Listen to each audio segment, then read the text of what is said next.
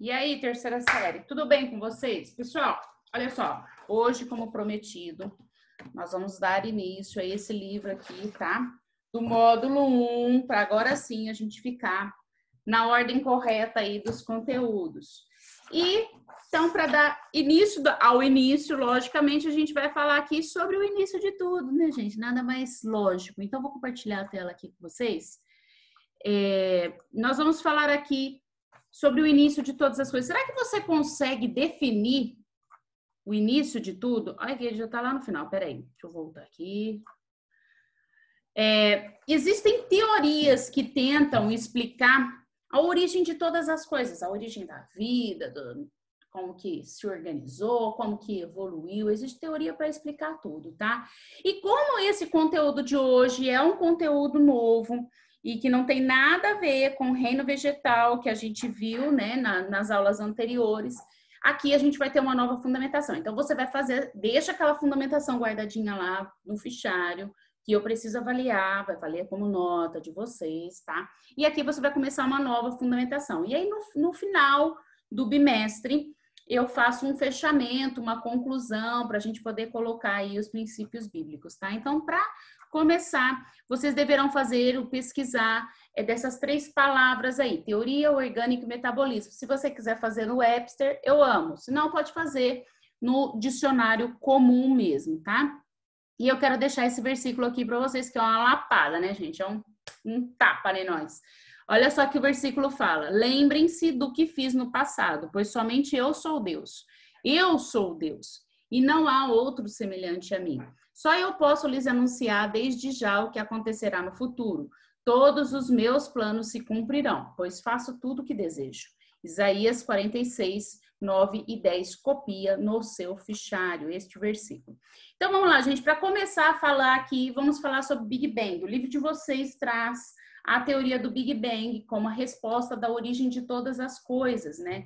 E assim como vários temas na comunidade científica, esse tema da origem de todas as coisas desperta uma grande curiosidade e gera grandes polêmicas, porque envolve conceito religioso, conceito filosófico e conceito científico também. E ninguém consegue explicar, porque ninguém estava lá, né, gente? Como é que a gente consegue explicar um negócio que a gente não estava lá?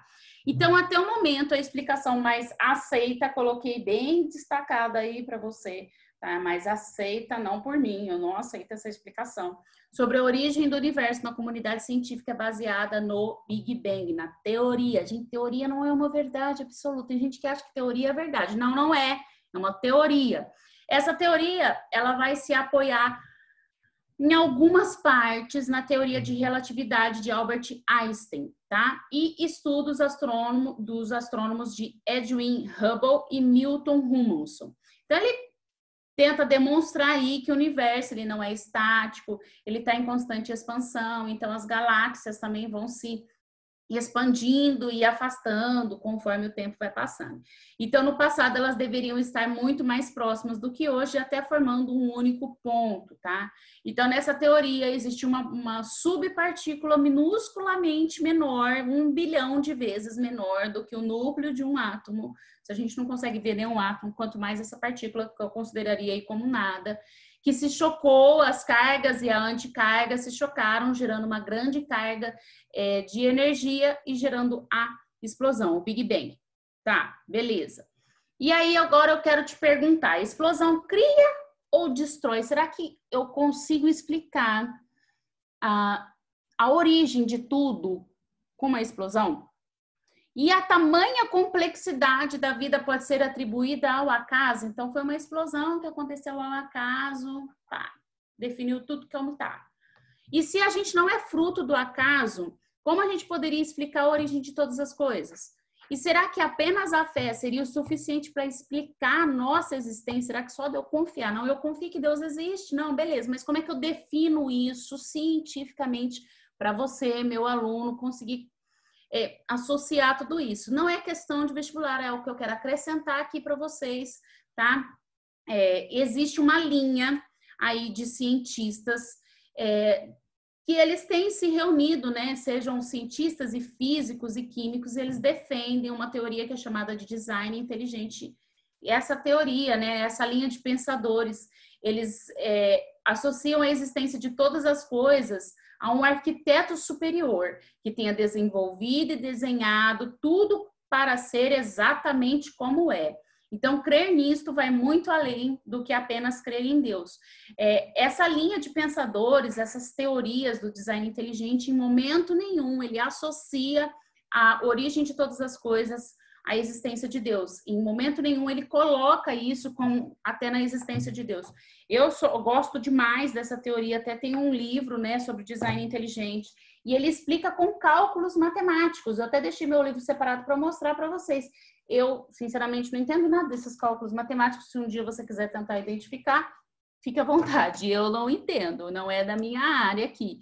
Mas ele define isso com cálculos físicos, cálculos químicos, para conseguir explicar a origem de todas as coisas e a complexidade. Inclusive, eu coloquei um vídeo aí como complementar para vocês e gostaria muito que vocês assistissem. Ele tem 10 minutinhos, porque eles conseguem explicar sobre a assinatura de Deus e tudo que existe, tá? Então, o design inteligente, ele estabelece que causas inteligentes detectáveis, ou seja, que a gente consegue identificar empiricamente, são necessárias para explicar a estrutura biológica rica em informação e a complexidade encontrada na natureza. Não existe como você explicar tamanha complexidade com algo tão simples como uma subpartícula, tá? E essa frase de Adalto Lourenço que ele diz: a verdade é sempre estranha, mais estranha que a ficção. Então, assim, a gente não tem que acreditar puramente naquilo que os livros nos trazem. Gente, vamos nos aprofundar, aprofunda os seus conhecimentos, amplia aí seus horizontes para conhecer um pouquinho mais sobre essa teoria e que tenta aí explicar a origem de todas as coisas, e ele traz coisas interessantíssimas para a gente conseguir compreender muito além da fé em Deus que nós temos, tá? Bom, e já que a gente está dizendo aqui sobre a origem de todas as coisas, como é que eu consigo, então, definir aquilo que é ser vivo ou não? O que diferencia eu dizer que eu sou um ser vivo e essa mesa aqui não, tá?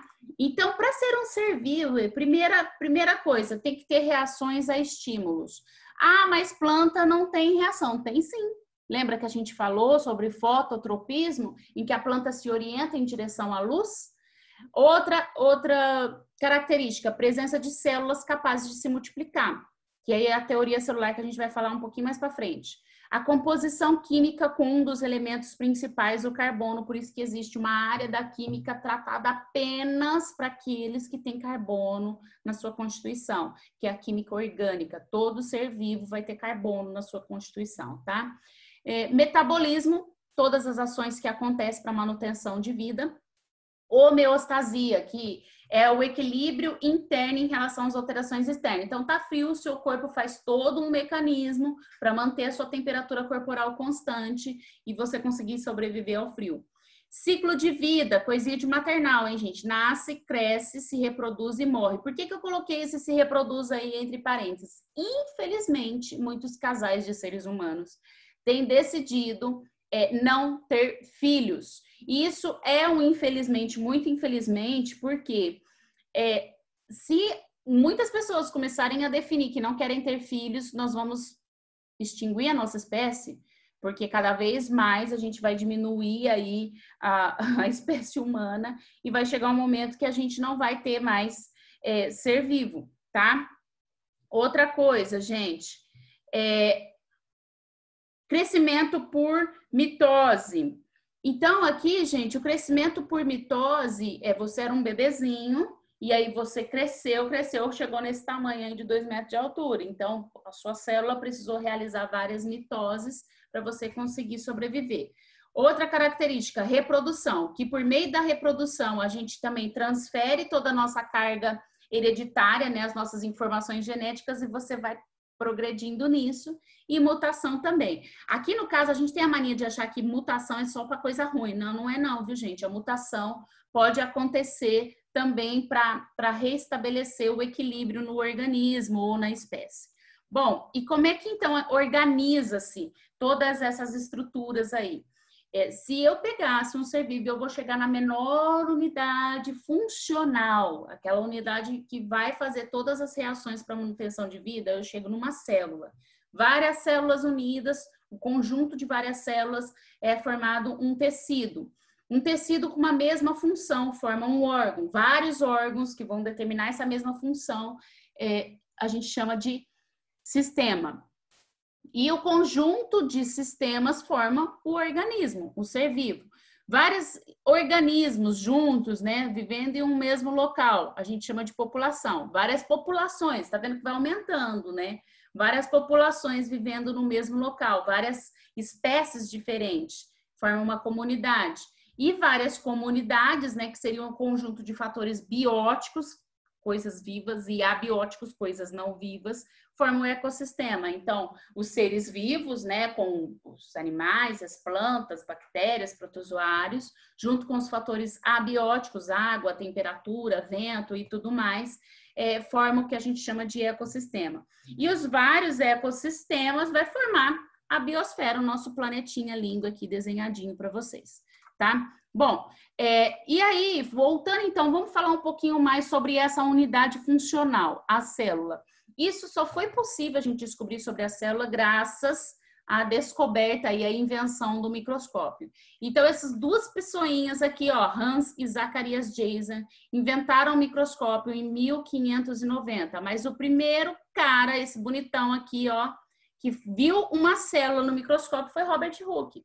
Robert Hooke pegou uma película bem fininha de cortiça, né, da rolha. Então, ele pegou uma película bem fininha, colocou no microscópio. Na hora que ele observou, ele viu vários espaços vazios. Esses espaços vazios nada mais gente, que ele estava vendo ali a parede celular e não tinha mais célula, porque é célula morta, né? E aí ele definiu pela primeira vez o nome célula, que vem da palavra cella, que significa espaço vazio, tá? Então, ele foi o primeiro a identificar aí sobre célula. E lógico, gente, que ele não conseguiu enxergar nada lá dentro, porque o microscópio que ele usou era um microscópio óptico muito comum, um microscópio, para você ter uma ideia, que era iluminado à vela. E hoje, com a tecnologia, amo tecnologia, a gente consegue associar esse microscópio e aumentar ainda mais, dar mais aumento a aquilo que a gente quer observar. Então, eu coloquei aqui, lógico que quando a gente fala sobre isso, é necessário a gente identificar as unidades de medida. Então, eu coloquei aqui, né, uma tabelinha para vocês verem que a nossa visão, ela tem a capacidade de enxergar até mais ou menos 1 milímetro, um pouquinho menor que 1 milímetro a nossa visão, sem auxílio de nenhuma lente, né, lógico, aí estou falando uma visão saudável, né, não como eu preciso de um óculos e tal. Ele consegue enxergar. Quando fica menor do que isso, existem unidades de medidas como, por exemplo, o micrômetro ou nanômetro, o angstrom, e aí vai diminuindo cada vez mais, e a gente consegue enxergar com o auxílio desses microscópios, tá? Então, por exemplo, uma ameba, que é um protozoário, que tem o tamanho de 100 micrômetros, a gente consegue enxergar com um microscópio de luz. Assim como uma célula humana de 10 micrômetros, o núcleo de uma célula do fígado e uma bactéria. Todos esses daqui eu consigo identificar num microscópio de luz, que eles vão ter aí uma medida entre 100 a 1 micrômetro, tá? Esse símbolozinho, parece um Uzinho aqui, é micro, tá? Depois, menor do que micrômetro, a gente tem os nanômetros. Com certeza você já deve ter ouvido, esse nome nunca deu muita atenção. Nanotecnologia, nanopartículas. Nano é o tamanho, é a unidade de medida. Então, por exemplo, um ribossomo que vai ter o tamanho de 100 nanômetros, que é, deixa eu ver, 1, 2, 3, 4, 5, 10 bilhões de vezes menor do que 1 metro, o ribossomo eu só vou conseguir enxergar com o microscópio eletrônico, assim como um poro de uma carioteca, que também vai ter mais ou menos essa medida de 100 nanômetros, e a membrana plasmática, que tem a medida de 10 nanômetros, também somente com o microscópio eletrônico. Então, existem tipos diferentes de microscópio. O microscópio óptico comum, né, que está aqui indicado, tá vendo? Na setinha amarela a gente consegue ver o ovo de peixe, as células animais e vegetais e algumas outras estruturas como bactérias, então a gente consegue ver com o microscópio óptico comum, tá? E o microscópio eletrônico, nós temos dois tipos diferentes, que é o que a gente chama de microscópio de varredura, que a gente consegue enxergar uma imagem tridimensional, e o microscópio de transmissão, que ele associa as lentes ópticas com a eletrônica para poder fazer o aumento aí da estrutura que quer se ver, tá? Então, é lógico que com o avanço da tecnologia, a gente conseguiu observar que dentro da célula tinha as organelas, tinha outras estruturas associadas à sobrevivência da célula, que é o que eu coloquei aqui para vocês. Então, se a gente fosse falar sobre uma linha do tempo da citologia, tá? Aqui do século XVI, Robert Hooke observa ao microscópio pela primeira vez um tecido vegetal morto, que é o suber, né? A cortiça que eu falei para vocês. Depois, Leeuwenhoek observa micro-organismos, né? No século XVII já. No século XIX, Leiden, ele define que todos os vegetais são feitos por célula. Foi o primeiro cara que falou que os vegetais eram feitos por célula, e a partir daí a gente começou a identificar os vegetais como seres vivos. Schwann, todos os animais são feitos por células. E depois veio o Virchow, em que diz que toda célula vem de outra célula pré-existente. Esses três últimos aqui, ó, principalmente esses três últimos, originou o que a gente conhece como teoria celular. A teoria celular, ela define que toda unidade, a célula, ela é a unidade funcional de todo o organismo vivo. Então, para eu identificar e falar, isso é um ser vivo, ele tem que ter célula. E aí ele fala que todos os seres vivos são constituídos por célula, exceto o vírus. Pá, vamos parar aqui uma coisinha, gente. Vírus, na definição, aí tem outra briga da sociedade científica. Vírus é um ser vivo ou não é um ser vivo? Tem livro que fala que sim, tem livro que fala que não. A professora Dani aqui fala que não. Por que que eu falo que não? Porque o vírus, ele não tem a capacidade de se multiplicar.